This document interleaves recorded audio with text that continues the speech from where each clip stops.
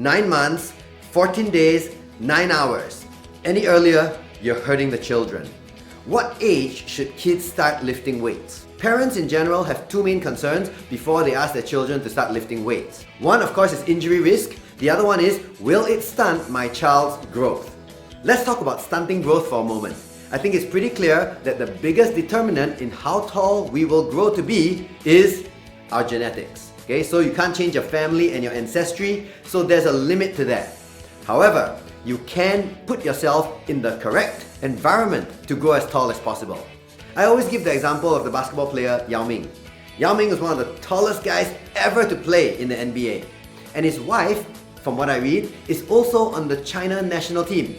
So do you think that children have the genetics to be tall? For sure. As long as they're given the right nutrition, the right environment, they will be maximizing their genetic potential. So the thing that determines your height is your genetics. Then where does this false teaching about weightlifting stunting growth come from? I believe it's from parents watching weightlifting. And many of the great weightlifters are pretty short. They have short legs, short arms. The reason they have short legs and short arms is not because the weight compressed them. It's because every sport pre-selects certain body shapes at the top level. All of us can learn to do weightlifting. But to be the best of the best, it's better if you're short. A few reasons. A person that has short legs tends to have short arms and a longer torso. This makes it easier to get into the bottom position of many of the weightlifting movements. Also, if you're short, then it needs less distance for the bar to travel up. It's just easier to lift. Also, weightlifting is a weight category sport. That means that there's a limit to how heavy you can be before you have to go to the next weight class. Just imagine, if you need to be in a weight class that's, let's say, under 69 kilograms. If you are 2 meters tall and 69 kilograms, you'll be very skinny with almost no muscles. But if you're 160 cm and 69 kilograms, you can be very, very thickly muscled, very good for weightlifting. So weightlifting chooses short people because it's mechanically easier and it's great if you have a weight category that you have to fit into. The shorter and more thickly built you are, the better it is for that weight category. Something to show you that weightlifting doesn't make you short. Consider the guys in the super heavyweight category. That means that there's no limit, okay? They can be as heavy as they like. They can be 140, 150 kilos. In today's competition, super heavyweight is above 109 kilograms, okay? And the world champion right now is this guy called Lasha Tallahassee. He is 197 cm tall. This shows that when there's no weight limit, weightlifters can be really tall, big guys. He can lift 200 kilos over his head and make it look like nothing. That 200 kilos is not making him short. So weightlifting does not make you short. Weightlifting as a highly competitive sport at the top level will select body shapes that prefer short people.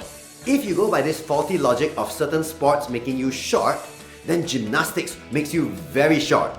Even though they don't lift weights, mostly they do body weight training. And now a word from our sponsor. This video is brought to you by my team and I at Genesis Gym Singapore, where you can get some of the finest personal training available either in one of our gyms or online. Check out the links below to find out more. Look at the world champion in parallel bars, Oleg Vernyayev. I hope I pronounced that right, okay? He's from the Ukraine. The Ukraine is not known for short people. Ukraine people are pretty big, but he, 161 cm tall, okay? He's short. If you look at 4-time Olympic gold medalist Simone Biles, probably the best gymnast America has ever produced. She's 4'8", okay, which is 142 cm. Gymnastics also selects short people because people who are short have more stable limbs. If you have short arms and legs, you can control them better. You also rotate faster, and many of these gymnastic movements require your body to rotate and spin in the air. And if you look at the progression of the sport of gymnastics, especially in the ladies category, the athletes are actually getting shorter, which is opposite for most sports where athletes are usually getting taller and bigger. Because the movements they have to do are getting more and more extreme and more exceptional, so only certain body types can do them well. So if sports make you short, gymnastics, guilty as charged. On the other end, let's talk about basketball. Is the average professional basketball player taller than the average person? For sure, he or she is taller. That's because the basket's in the air. That sport preferentially chooses tall people. It's not the basketball that makes you tall, it's the sport that pre-selects tall people. So I hope that debunks the idea that kids lifting weights makes them short. The next thing is that parents are afraid that kids get injured from lifting weights. Yes, everything has risk, kids get injured from all kinds of stuff.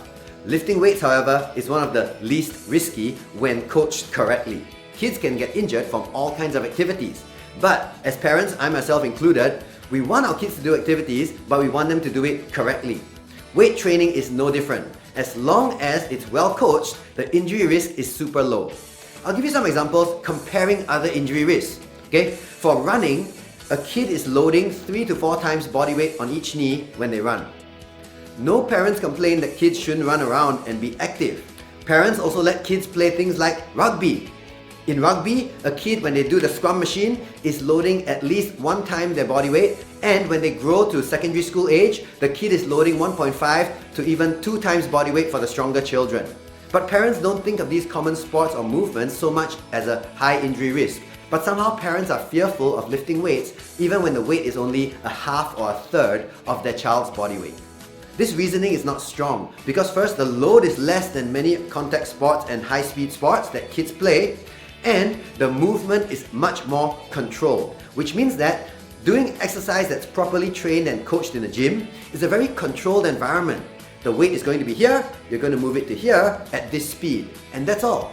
But in other sports, basketball, soccer, rugby, people are running and bumping you and tackling you and pushing you from multiple different angles. It's a much less controllable environment. So weightlifting actually, in comparison, is an extremely safe activity when the child learns it correctly. So I hope now as parents or educators, you're less fearful of putting a child in an environment where they're going to lift weights. There are also super big benefits to lifting weights for children. One of which is that they learn a set of fundamental movement skills. Athletic weight training, not the bodybuilding stuff where you get a big pump in your arms, okay? The athletic movements in weight training closely replicate all kinds of sports, okay? So they learn the movement skills that actually protect them in other sports because you're learning to do this movement with a load on your body. So later when you have to do it in a sport with no load or less load, it's actually very easy and it helps you do sports movements properly and safely. The most important movement actually that I see is jumping and landing. If you can do it with a load, you can definitely do it when it's unloaded and your muscles will be strong, so the weight goes onto your muscles and the impact goes onto your muscles and not your joints. Continuing on that topic, doing strength training with weights actually builds muscle, and muscles take load and protect the joints. Some parents might ask, why not just do body weight? Yes, you could do it with body weight, but in my opinion, it would just take longer and it'd be less efficient. Because certain movement patterns that the body can do can be loaded heavier more quickly than others. But the body weight doesn't change over time. And so it can be difficult to adjust the difficulty of the exercise to that person's skill level and strength level. Another great thing that well-coached strength training does is it teaches the child to brace their body for impact or fast movements. You may or may not know that your torso muscles and the so-called your core muscles main function is not to do sit-ups. Your core muscles main function is to transfer force from the upper to lower body and from the lower body to the upper body. So it's meant to actually be stable. It's meant to resist movement. So when the child is put under a load, that torso has to stiffen itself up. And this allows it to protect the spine and actually teaches the child to reflexively tense up when he's going to play any sport or do any rapid movement. This is a very important injury prevention mechanism that can be well trained by strength training. And finally, strength training actually does the opposite of stunting your growth. Strength training maximizes the growth that you can have. Because when you do strength training, the recovery process of strength training increases growth hormone output. Because you strain your muscles, you're working hard, your muscles want to grow, there will be a higher growth hormone output. This growth hormone also is the same growth hormone that increases height. So strength training will actually give you the best chance to reach your genetic maximum height potential. It won't change who your parents are and what genetics they give you, but it can maximize the genetics that you do have. So to maximize a child's strength training, here are my tips. So what age should children start lifting weights at? There's no fixed age. The reason is that children mature at different speeds, both emotionally and physically. In my experience, we've had children as old as 12 or 13 years old, and I've had to tell them, I'm sorry, I can't take you as a client now because the child is not able to take instructions properly and they would endanger themselves or endanger the people around them. On the other hand, we've had children as young as 6 or 7 that we've allowed to be clients at Genesis Gym because they're able to take instruction and they're a bit more mature emotionally that they can handle the coaching. The next thing is physical age. Children mature at different speeds. So some children by age 12, they can do almost everything an adult can do. While others who mature physically at a slower speed, we may need to be more cautious and slower in their progression. But not to worry, from what I've read, children that hit puberty later actually end up with a higher overall height. So it's not really a disadvantage. It's just that when they're younger and not physically as mature, you want to focus on the movements but not so much on the heavier loads. The next thing that's really important, parental support and parental attitude. I think many parents are supportive of their children being physically active and physically fit. But I'd like to add on to that. Physical fitness is so important to life that it's very important that kids don't learn to hate it. Unfortunately, as parents, we want our kids to do their best, to be the best they can be. We push them to do all kinds of different activities, but we want to push them in a loving way that does not force them to do things until they hate it. Because if they hate activity now, it's going to increase the risk that they're going to hate it when they're older, and that'll increase their risk of health problems and obesity and all those kind of diabetes and chronic illness. So I want to be a parent who encourages the child but lets them go at their own pace.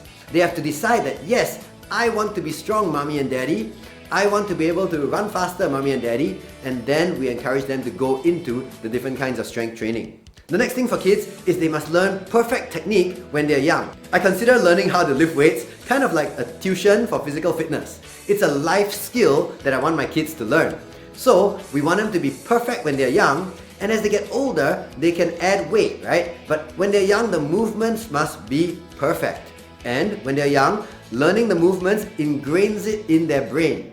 This is why, from my experience, actually when I coach people, I find the hardest age group to coach is currently the about 45 to 50, okay? Nothing personal, but they seem to have the most movement and joint problems. I would actually say that my father's generation, currently maybe 65 to 70, they of course have chronic illness, of course they've grown overweight, but they actually have relatively few joint problems and movement problems. When you teach them a movement, they actually learn it quite fast, oftentimes faster than someone that's 45 to 50.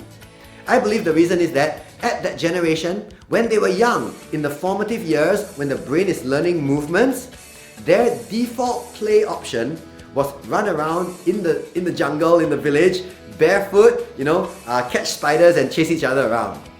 Once it got to the slightly younger generation, maybe the 45-year-olds, we started being pushed into a more academic system in Asian context, where sitting down and reading and learning the mental side of things and the studying academic side of things became of prime importance, sometimes at the expense of physical movement. So we didn't learn the movement skills when we were young, and then after age 12, it's much harder to pick them up. The brain is less pliable and less plastic, so it's less able to learn movement skills well. It's almost impossible to see a person who was not given the opportunity to move and learn movement at a young age, didn't do it by age 11 or 12, who suddenly becomes super coordinated in their teens and becomes a champion gymnast. All the best athletes had a lot of movement in their life when they were young. So perfect movement skills, which includes rolling, tumbling, learning how to fall, learning how to jump and catch and throw, all these skills are very important when a child is young, and the movements in proper strength training are a subset of these skills. If you have these skills, the child is more likely to be good at movement and enjoy training because they're competent, and so they'll enjoy physical activity and it will keep them healthy long term. When a child is young, they want to focus on speed with light loads, okay? Because speed, the way the nervous system connects the muscles to move fast, is a skill that's learned when you're young. Okay, so speed with light loads. Also, you want to have moderate loads with some speed, and also you want moderate loads with higher reps to build up the tendon strength and also the muscle size. What is probably best to avoid is super heavy loads where it's grinding and takes 10 seconds to do one rep. Those things we can leave for pure strength development if the child has that interest and after puberty. A child should also do full range of motion movements. Okay, so it's been studied that your body gets strong in the angle that you train plus minus about 15 degrees. So if we only do short movements, we only get strong in that short range, which leaves the brain unable to coordinate the rest of the movement as well because you didn't train in that range of motion. And of course, a joint that's unable to coordinate the whole range of motion is also a joint that's at higher risk of injury. And if you didn't learn these skills when you're young, it can be learned, but it's just harder to learn as you get older. Finally, it's very important for children to do a large variety of movements. I mentioned before, strength training, whether you do squats or Olympic lifts or jumps, these are great, but you also want to do all kinds of multiple sports. Okay, so to maximize a child's physical development, there's no best sport. You want to do maybe a few months of multiple different sports. So maybe a few months of wrestling, a few months of basketball, a few months of track and field throwing, a few months of gymnastics, and so on. This wide variety of movements builds the strongest pool of movements that the brain knows. And once the child becomes, let's say, 14 to 16 for most sports, they can start to specialize. Because now they will be an exceptional athlete with great movement. And they can choose whatever sport they want to specialize in, and they'll become really good at the sport. If you're clumsy, you will never be a great athlete. So give the child multiple movement skills when young and do not specialize until they're probably 14 to 16 or even older. There's a very weak correlation between who is champion at 9 years old and who becomes Olympic champion. But there's a strong correlation between mid-teens and Olympic champion, right? Because at that age they start to specialize after they've had a great foundation of many movements. I hope this video has helped parents and educators remove the fear of children lifting weights. I hope it's demonstrated some of the benefits, and I hope that with the tips, you can get the most benefits with the minimum risk and the best development for the children. Hope you found this video useful. Subscribe to my channel for more